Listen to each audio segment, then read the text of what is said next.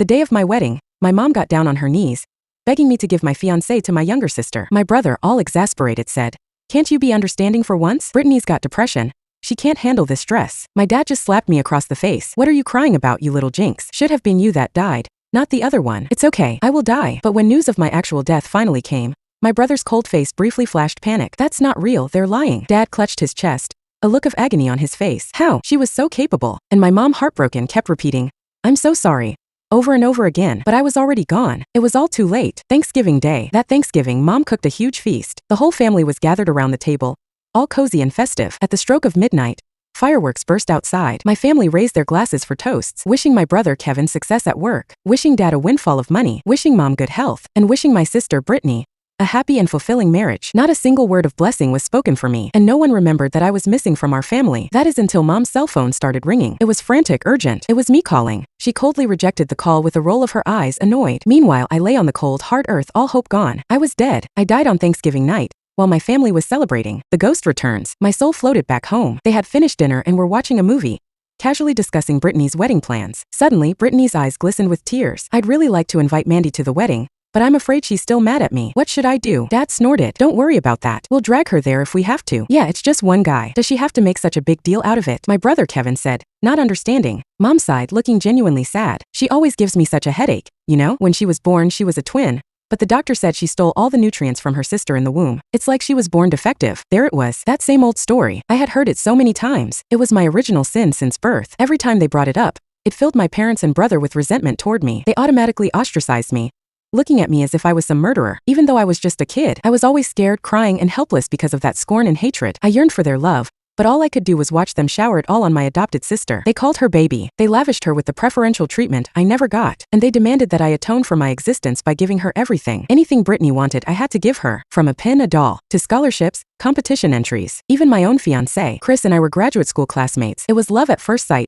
instant connection. We should have been like most couples, loving, engaged, and ready to get married after graduation. But then in our third year, Brittany enrolled at our school, becoming Chris's classmate. She always needed brother-in-law to help her with something, always sought him out when she was upset, never holding back. She was so dependent on him, idolizing him, her eyes full of emotion when looking at him. I saw them getting closer and closer, and I warned them. They both denied it with practiced ease. Chris even proposed to me to show his devotion. I desperately wanted to have a family of my own, and I still had feelings for him. So I said yes. But then on my wedding day, Brittany appeared. The sisterly betrayal. She came bearing tears and blessings. "Sis, even though my heart is breaking, I still wish you and Chris a long, happy marriage." I was a little confused. She called him brother-in-law all the time, but now she called him by his first name. It was my wedding day. I didn't want any drama, so I tried to ignore it. But then she sobbed and fainted. My parents were heartbroken. "Mandy, you can't get married. Give Chris to Brittany. Yeah, she has depression. Without love, her condition will definitely worsen. What'll she do? You're the older sister. You should make a concession. Just say yes." They were excitedly trying to persuade me, just like always. Nobody took my side, and I was the one who was being wronged. My eyes were red. "If I had depression, would you make concessions for me?" Dad exploded with anger. "What's that supposed to mean? Are you making fun of Brittany? You need to be punished." He clenched his fists. If there weren't other people around, he probably would have hit me. Brittany suddenly started crying. She was passed out, but still crying. Mom's heart was broken. "Mandy, just let your sister and Chris be together.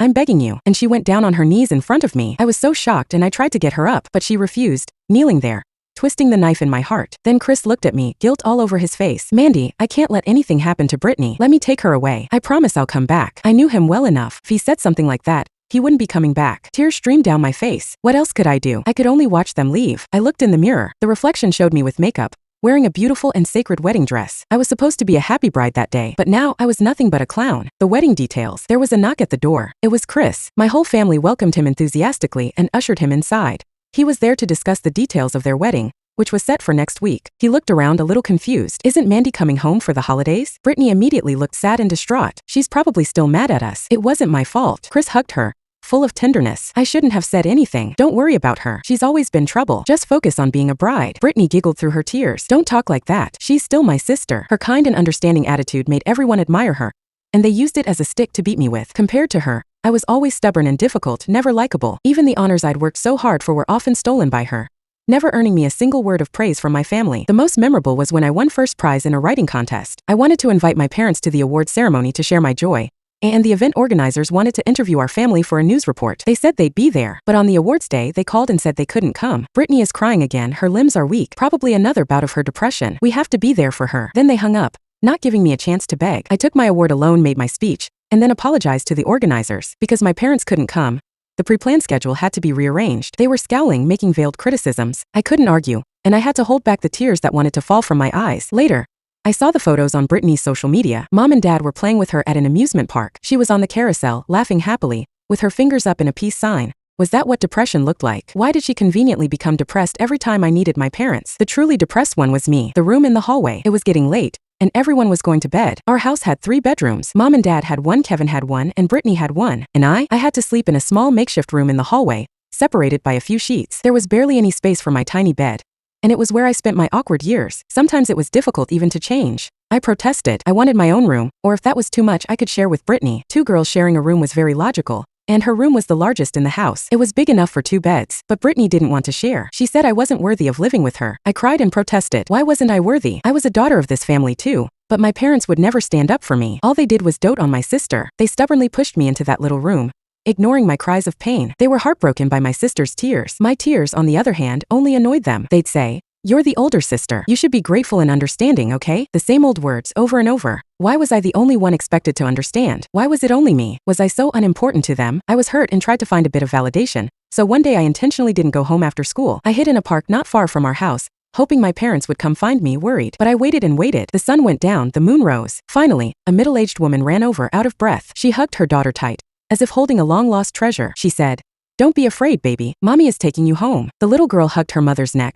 completely dependent and happy. I was so envious. I thought that as long as my parents came looking for me, I would be happy, even if they beat me to a pulp. But they never came. They didn't even call. I wiped the tears from my eyes, and eventually I just went home myself. My family was watching a movie and having dinner, cheerful and happy. They didn't even look at me. I called out, dejected, "Mom!" She turned to me, full of sarcasm. "You know how to come home, huh? Why didn't you just die out there?" My heart felt as if it was pierced with a sharp arrow. "Mom, now I really did die out there. Are you happy?" Part 2. The wedding day. Thanksgiving passed, and Brittany's wedding day soon came. My parents wanted to make a big deal out of it. They invited a lot of people. The whole hotel lobby was crowded with people. The relatives were chatting away, offering congratulations, while also bragging about their kids. I hear the son-in-law works at a big tech company, makes like $20K a month. Brittany sure has good taste. "Honey, is that gold bracelet on your wrist? Did your son-in-law get it for you?" Minnie looked over in envy. Mom was dazed as she touched the bracelet, a little awkward. I had bought her the bracelet. Last Mother's Day, I listened to my therapist and tried to mend our relationship. I bought this bracelet, hoping to make my mom happy, but she accepted it and just complained about me wasting money.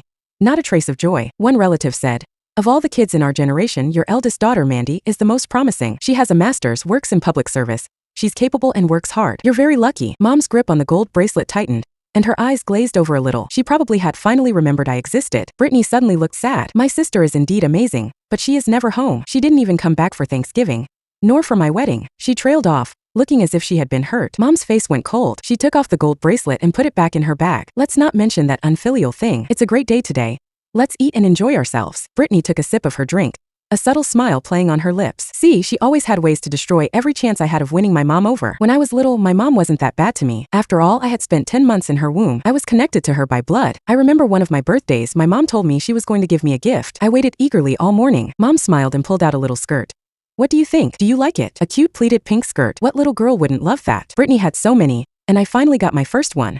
I was overjoyed, hugging the skirt, twirling around. "Thank you, Mom. I love you so much." I expressed my feelings with so much passion. Mom's eyes unknowingly turned red. She touched my cheek with guilt. "You're so well behaved, Mandy. Next birthday, I will get you another one." I nodded hard, my cheeks flushed with joy. But then Brittany walked over, and she just said quietly, "My sister is so lucky. I wonder if our other sister would also have received such a pretty skirt if she had survived." Mom's eyes instantly changed from tenderness to cold resentment. She snatched the little skirt and cut it to pieces with scissors. "Your sister lost her life, and you dare to wear new clothes? What gives you the right?" The fabric fell to the ground and I wailed with pain. "No, Mom, please don't. Please don't cut it." But it was useless. The skirt was cut to shreds and thrown at my face. I held it in my arms like I was holding my own broken self. Brittany walked over and smiled at me.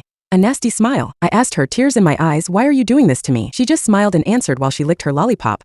"Because I don't like you. I don't want anyone in the family to like you. Mom and Dad and Kevin. I don't want you to steal an ounce of their love." From then on, they wouldn't call me when they went out to play. The kids' gifts never included me, and even in family photos they cut me out. As she had wished, I received no love from my family. I became hysterical and angry like a crazy person, and then I'd cry in my bed at night. I tried to be a people pleaser, put on a smile, and worked for them like a servant. I only wanted a little bit of their attention, even just a little. But I was still ignored countless times. I was struggling in an abyss of lovelessness. I had nobody. The truth unfolds. The wedding was over, and Brittany went home to their new place with Chris. My parents went home too, To make room for Brittany's wedding, my little room in the hallway was torn down, and all my stuff was piled in the corner. Mom got annoyed and finally she called me back. But the phone just kept ringing. No one picked up. Mom looked awful. She didn't pick up. She is still holding a grudge. Mom, calm down, let me try. My brother started to dial my number, and to his surprise I answered. Mandy, where the hell are you? You didn't come home for Thanksgiving, and now you are making my parents miserable. Do you even consider yourself part of this family? If you don't come home, I will throw all your garbage away. There was silence on the other line. Eventually a man's voice spoke up. She is here with me. If you want her back, you will pay me $10,000 or don't call again. My brother was stunned, and then he hastily hung up. Of course, that murderer really knew my family. The mere mention of spending money on me would send them running for the hills. My mother anxiously asked, what did she say? My brother just said, nothing. She hung up. My mother's eyes were red. She sat down, blaming me for being unfilial and rebellious. She even said that it would have been better if Brittany had lived. Hearing that always hurt. Even as a soul, it still pained me. I was an unwanted child, from birth to death. Even though I had been missing for so long, they were not worried. They didn't think that I might be in danger. All I received was blame. Mom, do you know how terrifying it was on Thanksgiving night? I was pushed into the muddy soil, cold rain pelting me. I was freezing, as if I'd fallen into some terrible ice cave, full of thorns. I was trying to escape, trying to run, but I kept getting cut, bleeding everywhere. I was screaming in fear, crying and struggling. I was completely terrified and helpless. I asked God and the universe for help. I begged you to save me. The horrors of that night. Ever since the wedding incident, my relationship with my family had gotten worse. They never asked about me, except when they wanted to borrow money. I remember that night on Thanksgiving when my mother called, and it was again about money. She said with a sigh,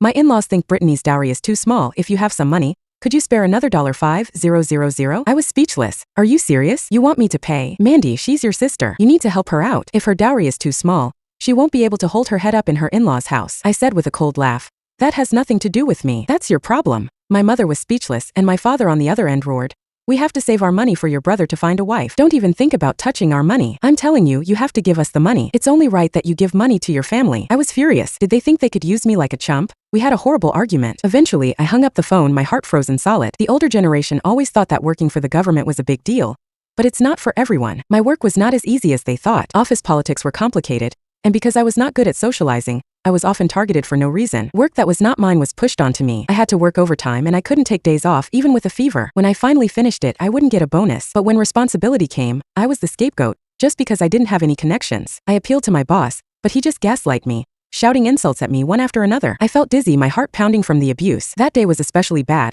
I couldn't take it anymore, so I quit my job. It was raining, and there were fewer people on the street. I got a taxi. My head was spinning. After telling the driver my address, I leaned back and tried to rest. The driver was wearing a hat and nodded. I don't know how long it was, but I woke up. I realized that the road was becoming more and more remote. It wasn't the way back to my apartment. I panicked and slammed on the window, but the windows were locked. There was no way to get out. Who are you? Stop the car, I want to get out. He chuckled softly. He didn't say anything, but the car went faster. I frantically tried to make a call, but the signal was blocked. Soon the car stopped and I was dragged out. It was a hillside, nowhere near any houses or stores. The man was strong. He threw me to the ground. What do you want? To rob me? But he didn't want money. He grinned, and there were 2 scars on his face, which looked horrifying in the flash of lightning. He reached out and grabbed me by the throat. Mandy, why do you have to steal everything from Brittany? She is so pitiful, and you are trying to seduce her man. You deserve to die, a slut like you. His grip tightened and I could barely breathe. Brittany, he was coming to her defense. Was he the crazy ex-boyfriend that I had heard of? Before she met Chris, Brittany had had a boyfriend she met online. The man apparently loved her so much that he took out loans to fund her spending. During that time, she was spending money like water, but she didn't like him,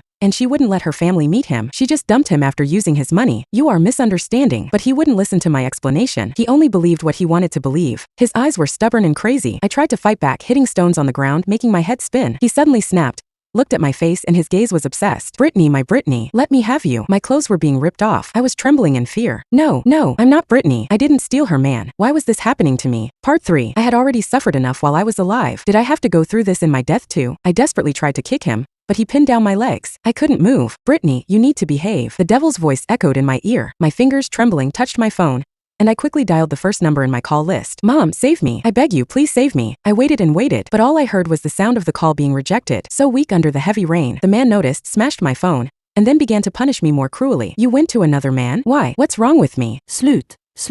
He went insane. He picked up a stone and started hitting me. My body was destroyed. Blood splattered everywhere. So painful, Mom. Blood was everywhere, and I couldn't make a sound. My tears mixed with the rain. Finally, in infinite despair, my life was gone. The ghosts returned. Perhaps it was some blood-based instinct. My soul went home. I'd been watching them these last few days, my heart cold as ice. Brittany was coming home soon. My mom was happy as she went out to buy groceries, planning to cook a delicious meal for her daughter and son-in-law. A vendor was enthusiastically introducing his products, And then he mentioned me. Your older daughter is really a good person. Last time I felt a little unwell and almost fainted. She was the one who sent me to the hospital. I wanted to thank her, but I can't find her. Go ahead and pick whatever you want. It's free. Consider it as my thank you to her. You are so lucky. I would be the happiest person if I had such a kind kid. Mom's expression was stiff. She was uncomfortable hearing people praise me. She was more accustomed to the praise of Kevin and Brittany. She's not that great. She is very rebellious towards our family. The vendor chuckled. Kids can be like that. Throwing tantrums is just their way of asking for attention. As adults, we need to be more understanding. Mom looked stunned, her face slightly pale. She had never treated me like a child,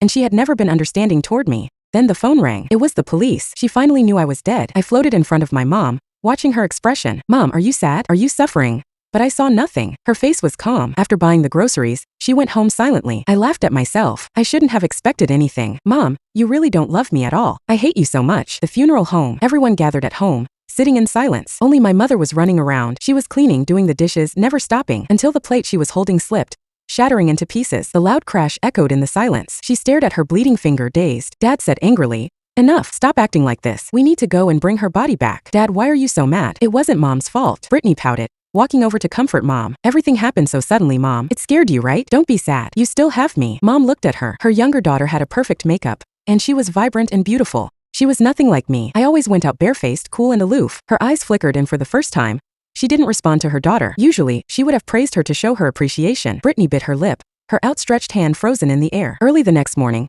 they went to the police station. The police offered a few words of comfort, and then took them to see my body. The perpetrator threw the body in the lake. A fisherman found the body by chance. When the white sheet was pulled back, I was unrecognizable. My body was swollen with a lot of rotten flesh. It was so gruesome. Brittany immediately turned away, covering her mouth, and almost threw up. Kevin and my dad also gasped and turned away, unable to look. Only my mom was staring, unblinking, scanning every inch of my wounds. The police sighed, briefly explaining the situation. The perpetrator's name is Mark. He has been arrested. He is a loner. He has some psychological issues. He has been observing your daughter for a month. It was a premeditated act of revenge. The reason seems to be related to your younger daughter. When Brittany heard his name, she panicked. Officer, it's not my fault. I broke up with him years ago, and I haven't had contact with him since. I'm married now. You can check. The police nodded but had a policewoman take her away for questioning. Where is he? I want to see him. After I died, my mom finally said her first words. Her voice was hoarse. The police agreed. The man sat in the interrogation room, his hands cuffed. He seemed dazed, but his eyes lit up when he saw my mom. Ma'am, where is Brittany? Where is my Brittany? I have eliminated her trouble. She must be so happy now. Mom's lip trembled. Did Brittany ask you to kill her? The man shook his head. Brittany is the purest angel. How could she do something so terrible? I saw her complaining on her side account, and decided to help her with her problems. Her sister was very troublesome, and it was difficult to kill her. Before she died, she even tried to call for help. I think she was calling you. Why didn't you answer? She was screaming for her mom so sadly. Mom's eyes widened. She looked at him, shocked. The police hurried to have the man removed and stopped his rambling. Ms. Mandy's mother, I am so sorry. Mom turned her head to him, her eyes wide. Ms. Mandy's mother, are you okay? She shook her head and said nothing, but I understood. She was surprised, because for the first time, someone called her like that. All her life, she was known as Brittany's mom, Kevin's mom. I was always ignored. Many outsiders didn't even know that I existed, because my parents always talked about Kevin and Brittany. Mom, are you feeling any guilt? The final revelation. My body was cremated. They took my ashes home. In the car, Brittany wouldn't stop crying. I didn't think he would do such a horrible thing. If he had targeted me instead, she dared not think of what might have happened and threw herself into Mom's embrace. Mom, I'm so scared. But Mom didn't hug her back or comfort her as she expected. Instead, she sat there playing with her phone. She panicked, pulling on her sleeve and crying. Mom, are you blaming me? It's really not my fault. The police checked it out. You know that. Boo-hoo. I'm actually very sad that my sister died. She covered her head and moaned, acting like she was about to have a depression episode. Kevin felt pity for her and quickly tried to console her. Mom loves you the most. She is not blaming you. Don't overthink it. Mandy has really bad luck. She must have been cursed to have caused her own death. Mom suddenly looked up. What did you just say? Kevin was a bit embarrassed. He knew how hurtful those words were. She is your sister, and she died because of a bad person. She didn't cause her own death. Kevin nodded, a surprised expression on his face. This was the first time his mother had emphasized that I was his sister too. Brittany knew that she was losing the support of the family. Her eyes became filled with darkness. Her cries were even louder now. She kept calling for her mom, but Mom didn't respond. Dad was angry. Your daughter is calling you. Are you deaf? Mom held up her phone to Brittany, her eyes filled with coldness. You said on your side account that your sister stole your boyfriend, bullied you, and abused you since you were little? Why lie? Search 834670 on RealNovel to read more.